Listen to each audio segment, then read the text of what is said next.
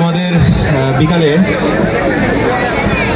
আমাদের 46তম জাতীয় বিজ্ঞান ও প্রযুক্তি সপ্তাহ উপলক্ষে আয়োজিত বিজ্ঞান মেলা, নবম বিজ্ঞান অলিম্পিয়াড ও নবম বিজ্ঞান বিষয়ক কুইজ প্রতিযোগিতার সমাপনী ও পুরস্কার বিতরণ অনুষ্ঠানে আমাদের মাঝে উপস্থিত আমাদের বিভিন্ন দপ্তরের কর্মকর্তাবৃন্দ, বিভিন্ন শিক্ষা প্রতিষ্ঠানের আগত শিক্ষক মণ্ডলী এবং প্রিয় শিক্ষার্থীবৃন্দ এবং অংশগ্রহণকারী যারা আছেন এবং সামনে উপস্থিত সুধীবৃন্দ, সবাইকে সালাম এবং শুভেচ্ছা জানাচ্ছি।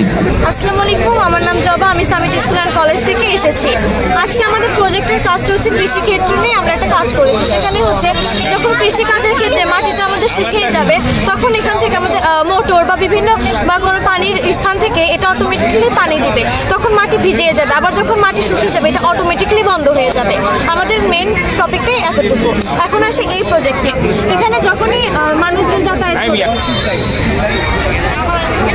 আসসালামু আলাইকুম স্যার, আমি sure international private school and কলেজের পক্ষ থেকে হাসান আর রাফি 10ম শ্রেণীতে পড়ি। তো আমরা মূলত একটি প্রজেক্ট নিয়ে এসেছি, সেটি হলো কৃষকদের স্বাবলম্বী হওয়ার জন্য একটি উন্নত প্রযুক্তি, যার মাধ্যমে কৃষকরা উন্নত থেকে উন্নয়নশীল প্রযুক্তি ইউজ করে নিজেদের স্বল্প খরচে একটি ফসল উৎপাদন করতে পারবে। তো এই প্রযুক্তি দিয়ে আমরা দুই ভাগে ভাগ করেছি, একটি হচ্ছে ইকোসিস্টেম চেম্বার আর একটি হচ্ছে অবজারভেশন সেক্টর। তো আমাদের চেম্বারে মূলত আমরা রেখেছি যেখানে আমরা ফসলকে কৃত্রিমভাবে উৎপাদন করতে পারবো যে কোনো মৌসুমে। আমাদের সাধারণত মৌসুম হয় দুইটা, বাংলাদেশে দেখতে গেলে ফসল উৎপাদনের মৌসুম পাই আমরা দুইটা, শীত আর গ্রীষ্ম। তো আমরা শীত এবং গ্রীষ্মকালের কথা ভেবে আমরা এখানে হচ্ছে একটা পরিবেশ ক্রিয়েট করতে পারবো, যার মাধ্যমে আমরা নির্দিষ্ট ফসল উৎপাদন করতে পারবো বছরের যে কোনো সময়।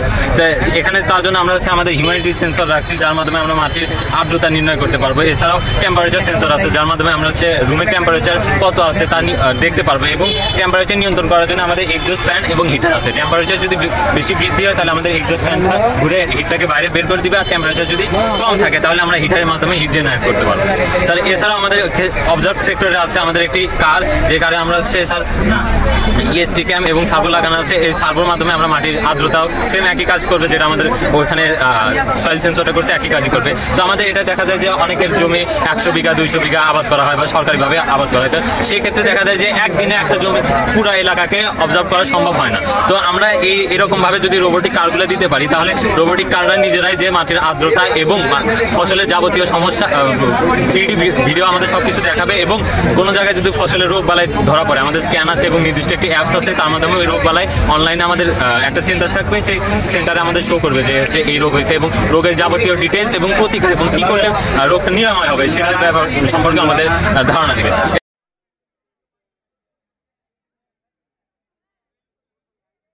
আমার নাম মোসাম্মদ হাবিয়া আক্তার, আমি বিরাকর আদর্শ উচ্চ বিদ্যালয় থেকে এসেছি। আমি 10ম শ্রেণীর একজন শিক্ষার্থী। আমাদের প্রজেক্ট হচ্ছে স্মল টাউন। এটা হচ্ছে আমাদের একটা প্রাইমারি স্কুল, আর এটা হচ্ছে হাই স্কুল, এটা হসপিটাল, এটা প্লে গ্রাউন্ড, এটা হচ্ছে ইউনিয়ন পরিষদ, এটা নার্সারি, আর এটা একটা হোম। আমরা এই শহরটা এই জন্যই তৈরি করেছি যাতে আমাদের এই শহরটা যদি সুন্দর হয়, এদিকে অন্যদিকে আমাদের দেখা দেখি অন্য শহরগুলোও সুন্দর হবে। আর আমি আনোয়ারা স্কুল থেকে এখানে অবস্থান করছি। তো আমরা এটা ভূমিকম্পের অ্যালার্ট বানাইছি। আসলে ভূমিকম্পের অ্যালার্টটা হচ্ছে ভূমিকম্প এমন একটি দুর্যোগ যার পূর্বাভাস আমরা আগে থেকে জানতে পারি না, কিন্তু এই অ্যালার্মটা বানানোর জন্য যখনই ভূমিকম্প হবে তখনই আমরা নড়ে ওঠার সঙ্গে সঙ্গে এই অ্যালার্মটা বেজে উঠবে, তখন আমরা সাথে সাথে ভবন ত্যাগ করতে পারবো এবং তখন আমাদের প্রাণ বেঁচে যাবে।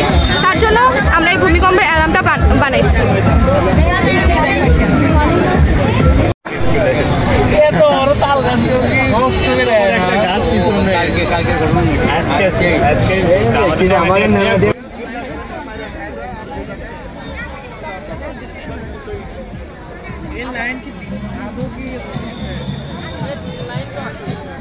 আসসালামু আলাইকুম, আমার নাম তৌফিক ইসলাম, আমি শিরুক ইন্টারন্যাশনাল প্রাইভেট স্কুল অ্যান্ড কলেজে 10ম শ্রেণীতে।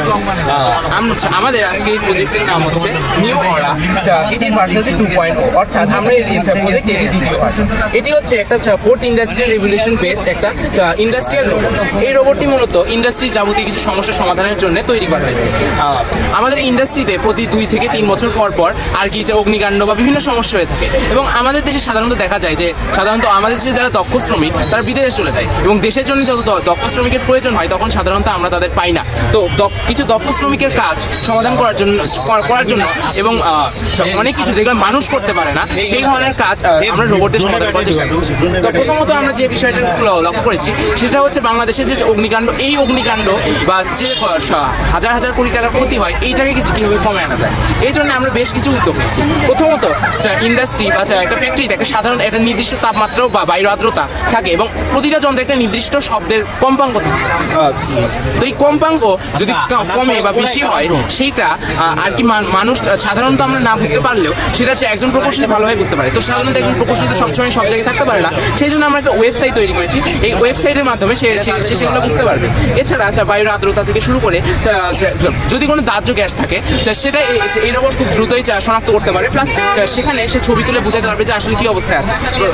এছাড়া যদি আগুন লাগে সেক্ষেত্রে আগুন নিভানোর জন্য আমরা ব্যবস্থা রেখেছি এবং আগুন কোন অবস্থায় আছে সেটির জন্য ছবি তুলে দেখাতে পারবে। এছাড়া সাধারণত যখন একটা রোবট রাতে কোথাও যাবে তো সেখানে সাধারণত মানুষ তো বুঝতে পারে যে কেউ আসছে কিনা, তো আমাদের সেন্সর আছে, এই সেন্সরের মাধ্যমে আমরা মোশন ডিটেক্ট করতে পারবো এবং যদি কোনো সময় কোনো মানুষ বা অচেনা কেউ আসে তাকেও এই রোবটে ডিটেক্ট করতে পারবে। এছাড়া অনেক সময় অনেক বিষাক্ত, যে জায়গাটা অনেক বিষাক্ত বা অনেক উত্তপ্ত জায়গা, সেই জায়গায় মানুষ পৌঁছাতে পারে না, সেই সব জায়গায় আমাদের এই রোবট তার আর্মের মাধ্যমে জিনিসগুলো পৌঁছে দিতে পারবে। এছাড়া যদি বলতে হয় আমাদের এই ওয়েবসাইটের কথা, যেখানে আর কি সবসময় তার যে ফিচার বা অবস্থা বা স্ট্যাটিস্টিক্স বা পরিসংখ্যান, ওয়েবসাইটের নাম neora.netify অ্যাপ। এটা মূলত অ্যাপ হিসেবে আমরা তৈরি করেছি। বিচার কার্য অংশগ্রহণ এবং কুইজ প্রতিযোগিতা অংশগ্রহণ